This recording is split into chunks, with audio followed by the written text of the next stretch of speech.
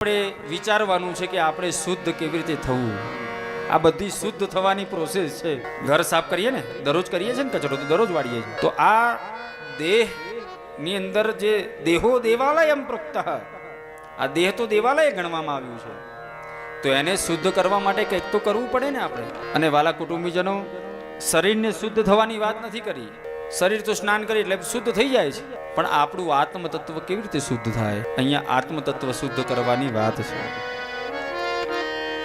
અને આત્મતત્વ શુદ્ધ કરવાનું એક જ વસ્તુ છે, એક જ સાધન છે, અને તે છે ભગવાનના ચરિત્ર કથાઓ. એના વિના આ સંસારની અંદર બીજી કોઈ દવા નથી કે આપણા આત્મતત્વને શુદ્ધ કરી શકે. ભગવાનના ચરિત્ર કથા વિના આપણું આત્મતત્વ શુદ્ધ થતું જ નથી.